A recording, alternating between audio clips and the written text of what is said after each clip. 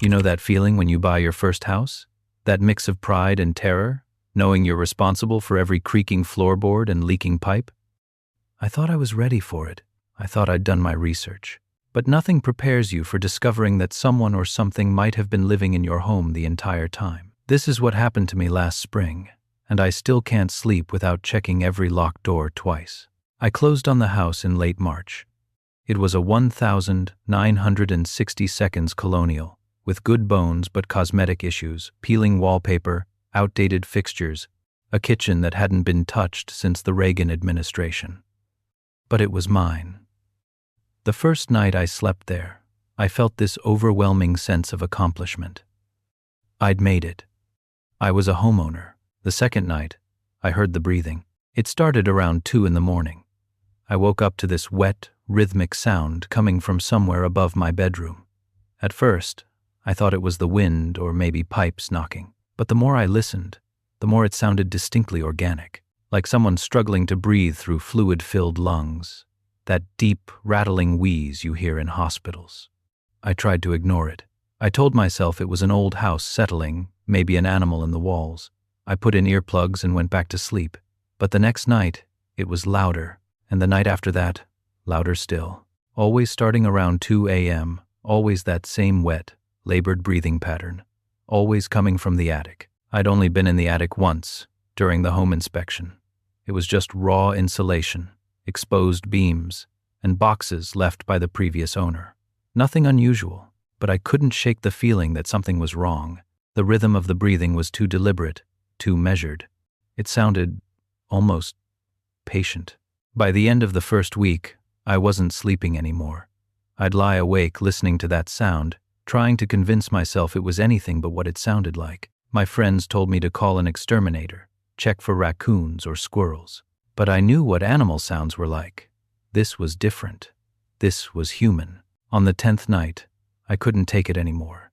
I grabbed a flashlight, pulled down the attic stairs, and climbed up. My hands were shaking so badly I almost dropped the light twice. The attic looked exactly how I remembered, dusty, cramped, filled with that pink fiberglass insulation that makes your skin itch. But the breathing was louder up here, much louder.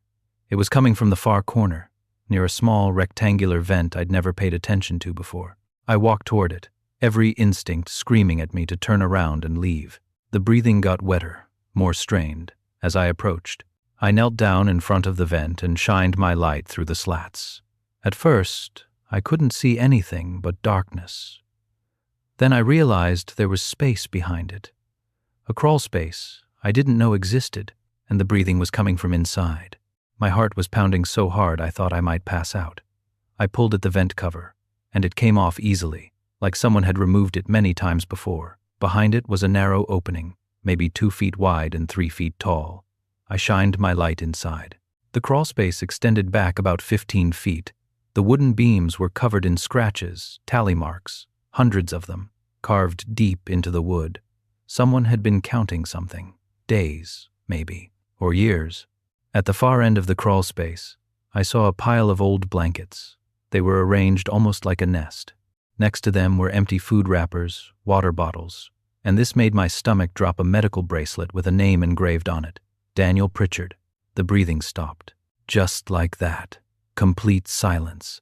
The kind of silence that feels heavy, expectant. I backed away from the opening, my flashlight beam shaking wildly across the crawl space. Then I saw something I'd missed before scratched into the wall near the entrance. In the same desperate handwriting as the tally marks were the words, "Can't let him find me." I fell backward, scrambling away from that vent. I didn't stop moving until I was out of the attic, down the stairs, and outside on my front lawn, gasping in the cold night air. I called the police. They came with flashlights and cameras and climbed into that crawl space. What they found confirmed my worst fears. Someone had been living there. The blankets were relatively new. The food wrappers were dated from within the last 6 months. And the medical bracelet belonged to Daniel Pritchard, the adult son of the previous owners, who'd been reported missing 15 years ago. The detective told me they'd investigate, run DNA tests, try to piece together what happened. But here's what he said that I can't stop thinking about. Someone was definitely living in that crawl space recently, within the last few weeks. The blankets are still warm. I moved out 2 days later. I didn't even pack properly. Just threw my essentials in my car and left. I'm staying with my sister now, while I try to sell the place. The realtor says I have to disclose what happened, that it'll tank the property value. I don't care. I never want to set foot in that house again. But here's the thing that keeps me awake at night. I still hear it sometimes. That wet, labored breathing.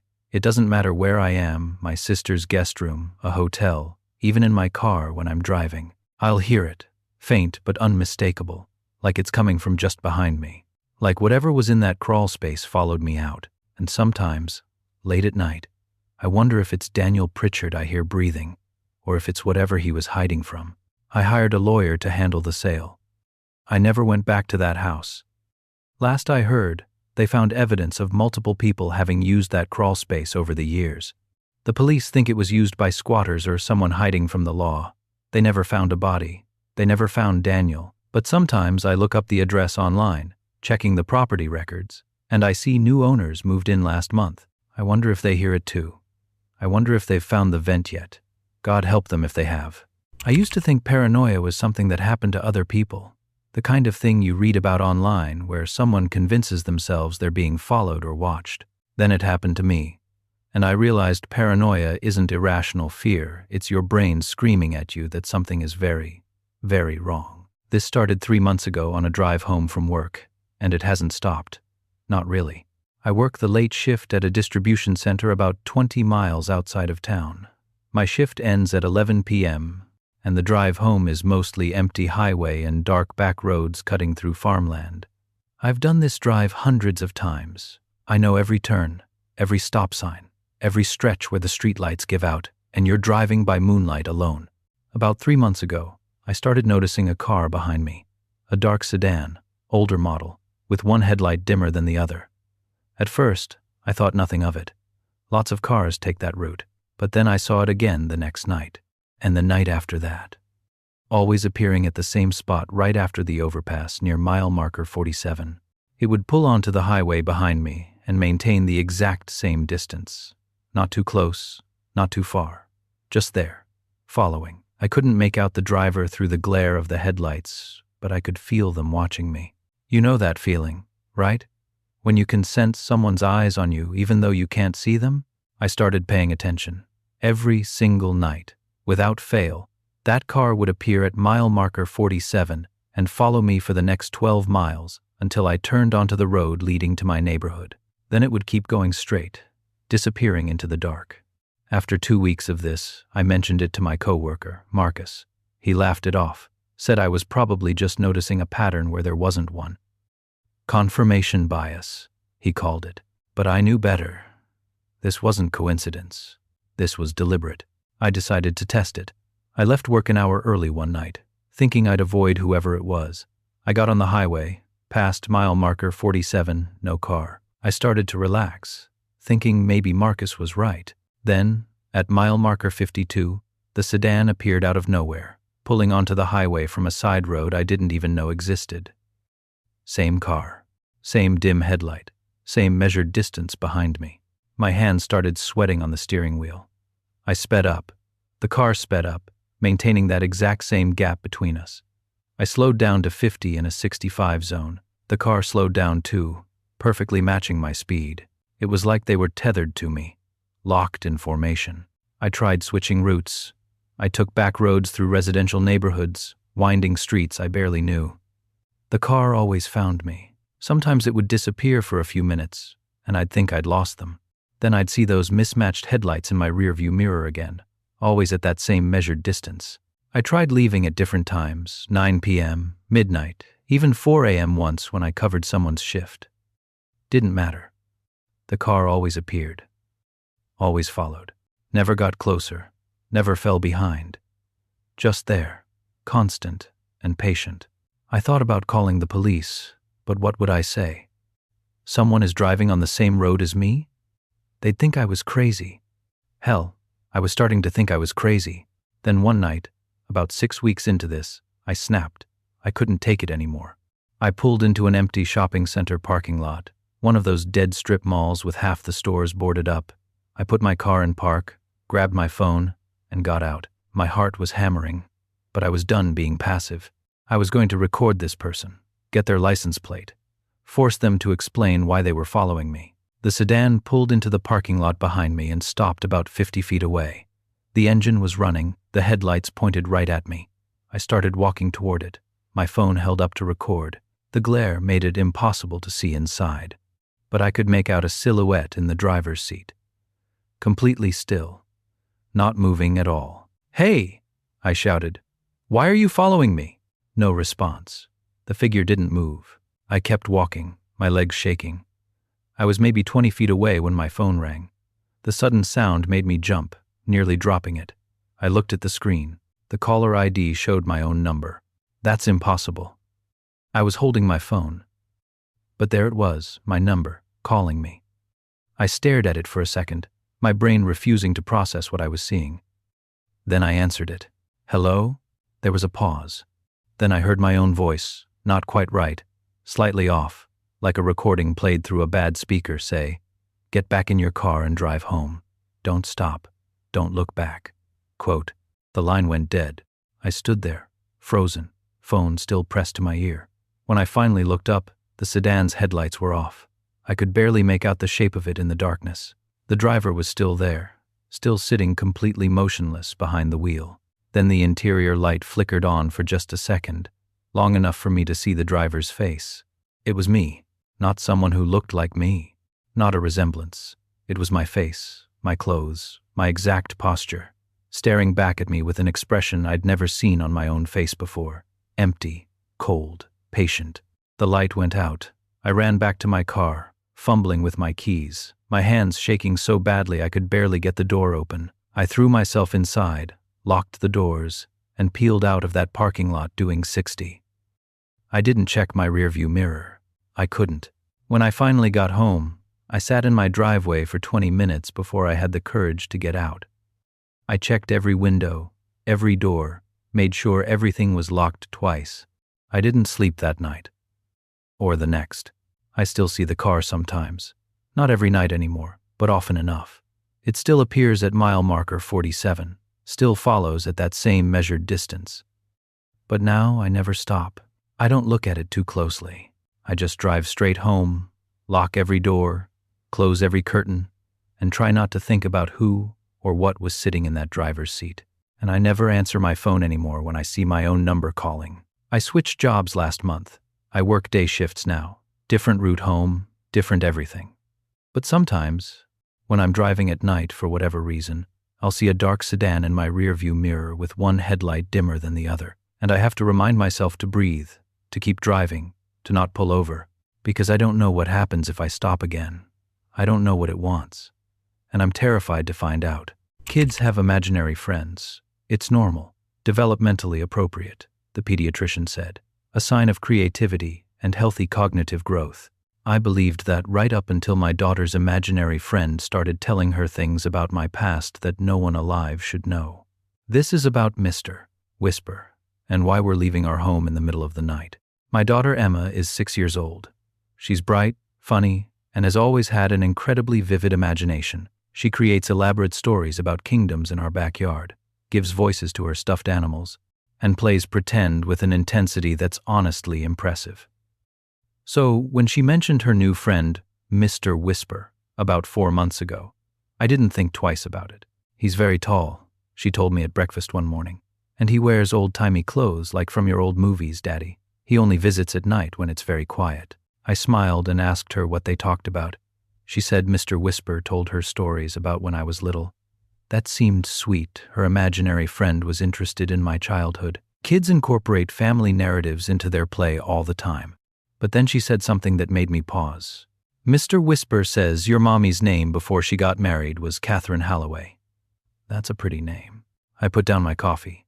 I'd never told Emma my mother's maiden name. There was no reason to. She died before Emma was born. And it wasn't something that came up in conversation with a 6-year-old. But Emma said it perfectly, middle name and all. Where did you hear that, sweetie? Mr. Whisper told me. He knows lots of things. I figured she must have overheard it somehow. Maybe from a conversation with my wife I'd forgotten about. I let it go. But it nagged at me. A week later, Emma was drawing at the kitchen table. She'd sketched out a floor plan of a house detailed, with labeled rooms. When I asked what it was, she said, "This is your house from when you were my age." Mr. Whisper showed it to me. My blood went cold. It was my childhood home, accurate down to the weird layout of the upstairs bathroom and the basement stairs that came up in the middle of the living room. But here's what made me feel sick. She'd drawn a small room behind the basement stairs labeled Secret Place. That room existed. It was a tiny storage space, barely big enough to stand in, that you accessed through a panel in the wall. I'd forgotten about it entirely until that moment. My father used to hide Christmas presents in there, but I'd never mentioned it to anyone. It was just gone from my memory until Emma's drawing brought it back. "How do you know about that room, Emma?" "Mr. Whisper said you used to hide in there when you were scared. He said you were scared a lot when you were little." She wasn't wrong. I had a rough childhood, but I've never talked about it with Emma. She's 6. She doesn't need to know that stuff yet. That's when I started worrying, really worrying. Over the next few weeks, Emma told me things specific, detailed things that she couldn't possibly know. She described the car my father drove when I was 8, including the exact location of a dent on the rear bumper from when he backed into a pole. She knew about my childhood dog Rusty, who died when I was 10. She even knew that Rusty was buried under the oak tree in my parents' backyard, something I'd never told another living soul. When I asked how she knew these things, she'd always give me the same answer. Mr. Whisper tells me. My wife thought Emma was overhearing things, picking up details from conversations or old photo albums, but I started testing it. I'd ask Emma questions about things I'd never spoken about out loud, things that only existed in my memory. She knew all of it, every detail, like someone was reading my mind and whispering my memories directly into her ear. Then she started talking about Daniel. "Mr. Whisper told me about your brother Daniel," she said one night at dinner. "He said Daniel would have been my uncle, but he died before I was born. Mr. Whisper said you miss him very much." My wife looked at me, confused. I'd never told her I had a brother. Daniel died when he was 4, and I was 7. It was so traumatic for my parents that they removed all photos of him, never spoke his name again, and told everyone he'd never existed. I'd buried those memories so deep that even I rarely thought about him. But Emma knew. She knew his name, his age when he died, even the fact that he loved astronauts and wanted to go to space. Things I hadn't thought about in 30 years. How does she know this? My wife asked me later that night, after Emma was in bed. I didn't have an answer. That's when things escalated. I started waking up at night to check on Emma. I'd find her sitting up in bed at 2 or 3 a.m., wide awake, staring at the corner of her room. She'd be nodding like she was listening to someone speak. Sometimes she'd giggle at jokes I couldn't hear. When I'd ask who she was talking to, she'd smile and say, "Just Mr. Whisper. He's funny." One night, I pretended to be asleep and watched from her doorway. Emma was having a full conversation with the empty corner of her room. She was asking questions, pausing for answers I couldn't hear, laughing at appropriate moments like someone was actually responding to her. And then I saw it. The shadows in that corner moved. Not like shadows cast by a passing car or tree branches in the wind. They moved with intention. They shifted and condensed, forming the outline of something tall and impossibly thin. Something that bent at angles that made my eyes hurt to look at. Emma smiled at it, completely unafraid, and said, "I'll ask him tomorrow. Good night, Mr. Whisper." The shadow collapsed back into ordinary darkness. I stood there in the hallway, shaking, trying to convince myself I'd imagined it. But I knew what I'd seen. The breaking point came last week. Emma came up to me very calmly, with the matter-of-fact tone kids use when they're talking about something completely mundane, and said, "Mr. Whisper says Grandpa is going to die on Thursday." My father, who was healthy, active, in his early 60s. There was no reason to think anything was wrong with him. "Sweetie, that's not a nice thing to say." "I'm not being mean, Daddy. Mr. Whisper is never wrong about these things." That Thursday, my father had a massive stroke while gardening. He died before the ambulance arrived. Emma wasn't surprised when I told her. She just nodded sadly and said, "Mr. Whisper said it would be fast. He said Grandpa wouldn't be scared." I can't do this anymore. I don't care if it makes me sound insane. Whatever Mr. Whisper is, he's not imaginary. He's something else, something that knows things no living person should know, and he's talking to my daughter every single night. We're moving. I found a rental across town, and we're leaving tonight. My wife thinks I'm overreacting, but she didn't see those shadows move. She doesn't hear Emma reciting my memories back to me in perfect detail. I don't know if moving will help. I don't know if you can run from something like this, but I have to try, because last night, Emma told me something that made my blood run cold. She said, "Mr. Whisper wants to know if you remember the secret you buried in the woods behind your old house. He says it's time to tell someone." I do remember. God help me, I remember. And if Mr. Whisper knows about that, then he knows everything. We left tonight, packed what we could fit in the car and drove to the rental. Emma hasn't mentioned Mr. Whisper since we left the house. She seems lighter somehow, like a weight has been lifted. My wife thinks I had a breakdown, that I need therapy. Maybe she's right. But when I was locking up the house for the last time, I looked up at Emma's bedroom window.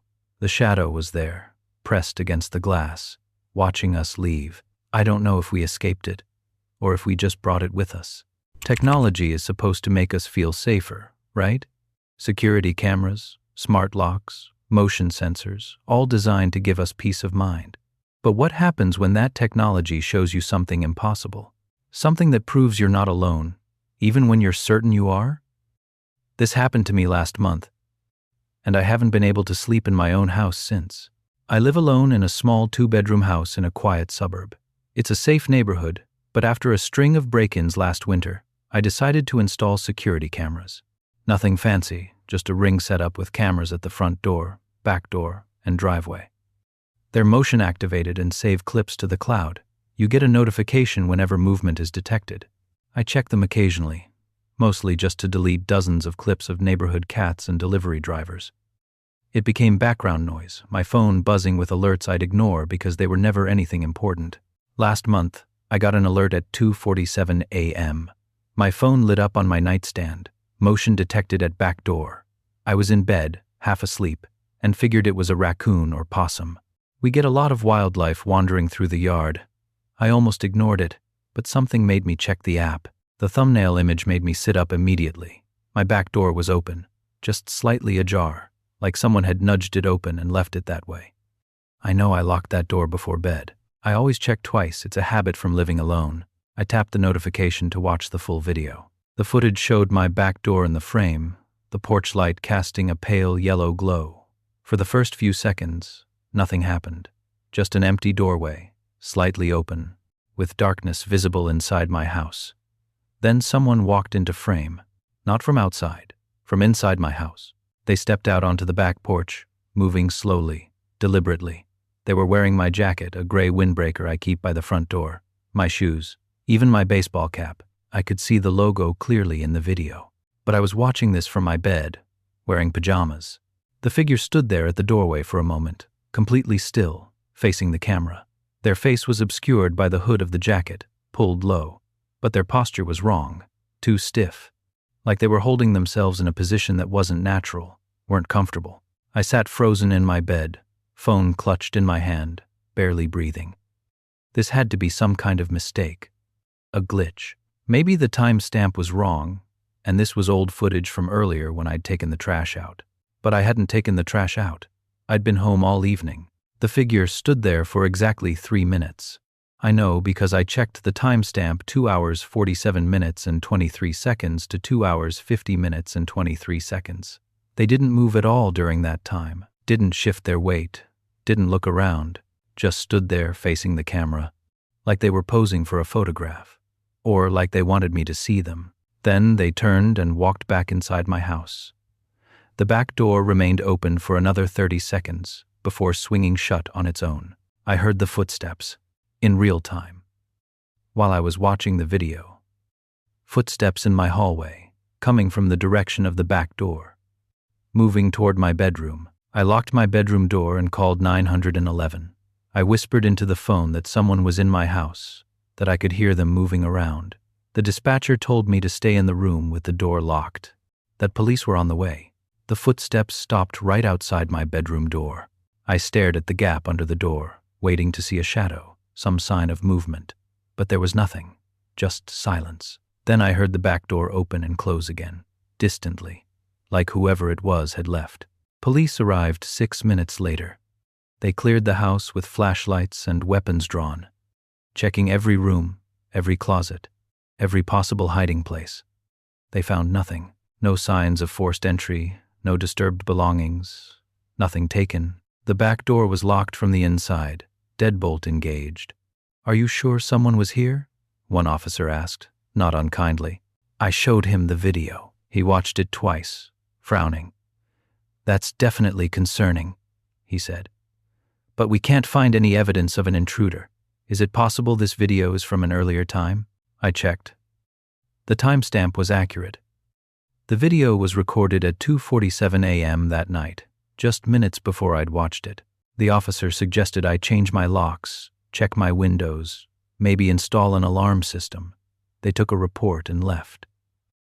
I didn't sleep that night. I sat in my living room with every light on, waiting for sunrise. The next day, I went through all my security footage from the past month. What I found made me physically sick. There were dozens of clips, maybe 40 or 50, all showing the same thing. The figure, always wearing my clothes, different outfits, but always mine, appearing inside my house at various times of night, always moving in the same pattern.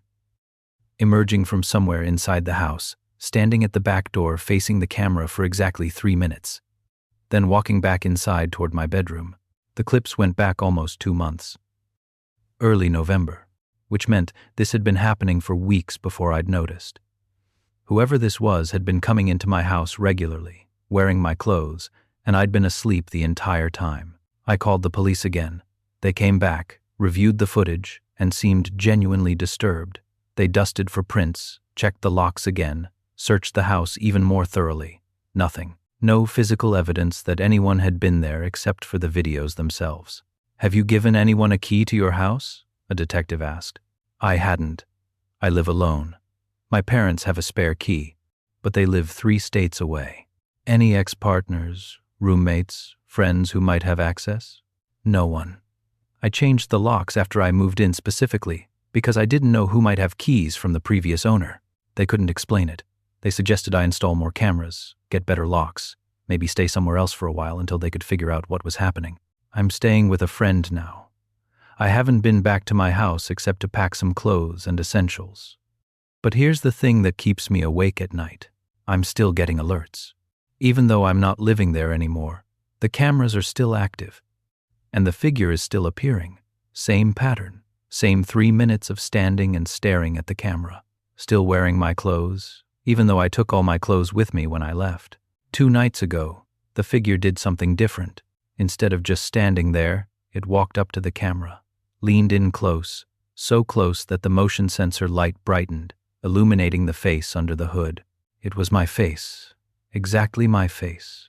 Every detail perfect, but the expression was wrong, empty, like someone had copied my features but didn't understand how to arrange them into something human. Then whatever it was, knocked on the camera lens, 3 times, deliberate, like it was knocking on a door, like it was asking to be let in. I haven't watched any footage since then. I've stopped checking the app. But my phone still buzzes with alerts every night at 2:47 a.m. Motion detected at back door. I don't know what to do. The police can't help me. My friend thinks I'm having a breakdown. But I know what I saw. Something is in that house, wearing my face, my clothes, waiting for me to come back.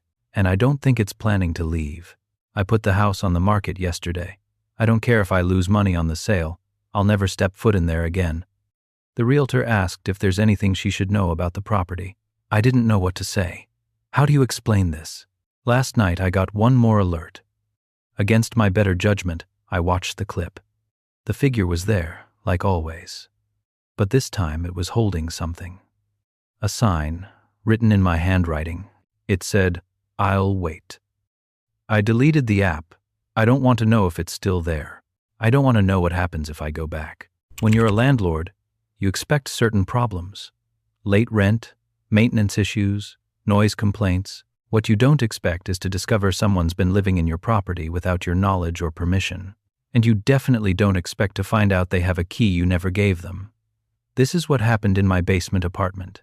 And I still can't explain how it's possible. I own a duplex. I live in the upper unit and rent out the basement apartment. It's a nice setup. Separate entrance, small kitchenette, 1 bedroom, full bathroom. My last tenant moved out in late August, and I'd been dragging my feet about finding a new one. It's a hassle, interviewing people, running background checks, dealing with lease agreements. I figured I'd take a month or 2 off from being a landlord. Except weird things started happening. At first, it was small stuff I barely noticed. I'd come home from work and see that the basement light was on. I'd think, did I leave that on this morning? And go turn it off? Then it would be on again the next day. I figured it was a faulty switch, or maybe I was more forgetful than I thought. Then I started hearing footsteps down there. Late at night, around 11 or midnight, I'd hear someone walking around. The sound was clear footsteps on the laminate flooring, the creak of the cabinet doors opening and closing, the bathroom door shutting. I'd turn down my TV and listen, convincing myself it was just the building settling or pipes knocking. But buildings don't settle in footstep patterns. My water heater is in the basement, and I noticed it was kicking on at odd hours. I'd hear it rumble to life at times when no one should be using hot water. My utility bills doubled in September. Someone was using electricity and water in that empty apartment. I thought maybe I had an electrical problem or a leak somewhere, but I couldn't shake the feeling that something else was going on. The footsteps were too regular, too purposeful, and once, I swear I smelled coffee brewing down there. I checked the basement door, always locked. No signs of forced entry. I looked at the windows from outside, all secure. No broken glass or jimmied frames. I started thinking I was losing my mind. Maybe the stress of owning a property was getting to me. Maybe I was imagining things. Then I found the coffee cup. I went down to check the water heater because my bills were getting ridiculous. I unlocked the basement door, half expecting to find nothing unusual. But in the kitchenette sink, there was a coffee mug.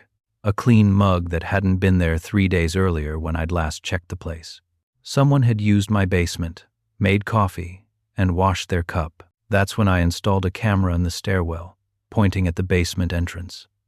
One of those cheap motion-activated cameras you can check from your phone. I didn't tell anyone I was doing it. I felt embarrassed, like I was being paranoid. But I needed to know if someone was getting in somehow. The first night, nothing. The second night, the camera triggered at 11:47 p.m. I was in bed, half asleep, when the notification lit up my phone. I opened the app expecting to see a raccoon or maybe a neighbor's cat.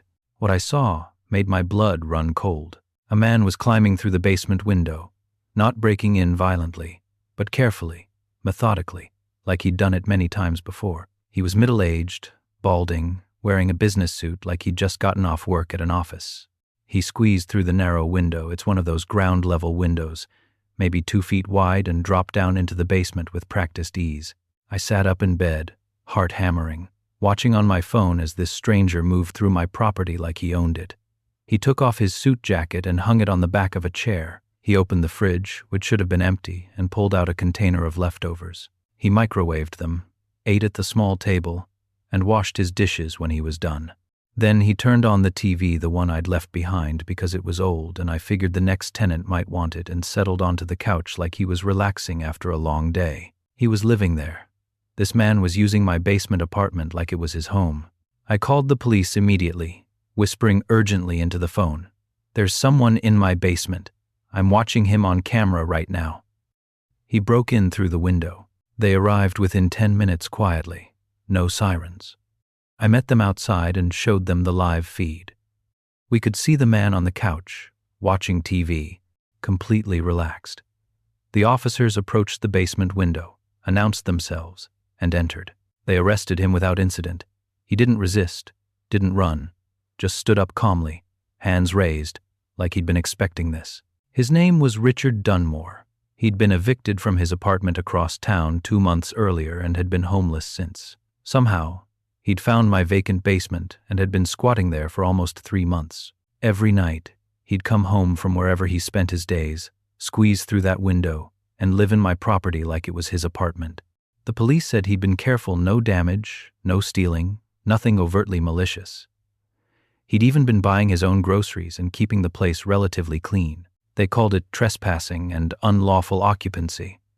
He'd be charged, processed, and likely released within a day or two. You'll want to change your locks, one officer said, and cover that window better. That's how he got in. But here's the thing that made me feel sick, the part I still can't explain.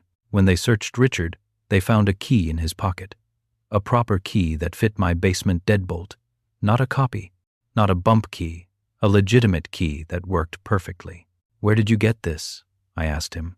Richard looked at me with this blank expression and said, It was in the mailbox when I first came here. There was a note with it that said, Welcome home. I thought you were renting the place out informally, like under the table. I was going to talk to you about paying rent eventually, I swear. I never put a key in the mailbox. I don't even have any spare keys made yet. He shrugged. Then I don't know where it came from. But it was there, with a note. I thought it was meant for me. The officer took the key and the note as evidence. I looked at the note later, in photos the police sent me. It was written on plain, white paper and handwriting that looked disturbingly familiar. It was my handwriting. I don't know how that's possible. I never wrote that note. I never left a key in the mailbox. I didn't even know Richard Dunmore existed before that night. But the handwriting matched mine. I compared it to my own notes, my shopping lists, my signature. It was identical. The police couldn't explain it. Richard couldn't explain it. I sure as hell can't explain it. I changed the locks. I sealed the window. I installed better cameras. I had a security company check the entire property for hidden keys or vulnerabilities. Nothing. No explanation for how my handwriting ended up on that note or where that key came from. Richard was released after processing, given a court date for trespassing charges. I haven't seen him since. But sometimes, late at night, I hear footsteps in the basement. The new tenant I finally rented to mentioned it once. Do you ever hear walking down here at night? She asked. Like someone's in the apartment when I'm not home? I told her it was probably just the building settling. But I don't believe that anymore. Because last week, I found another note slipped under my door. Same handwriting, same paper. It said, The key still works. I checked the locks. They're changed. The old keys won't work. But I'm terrified that whoever or whatever wrote that note doesn't need a physical key to get in. That somehow, my basement will always have a tenant I never agreed to, and I don't know how to make them leave. I'm thinking about selling the duplex. The new tenant gave notice last week, said she doesn't feel comfortable here anymore, that she hears things at night. I can't blame her. I hear them too. The police closed the case. Richard paid a fine and moved on. But I still find notes sometimes, in my handwriting, saying things I never wrote.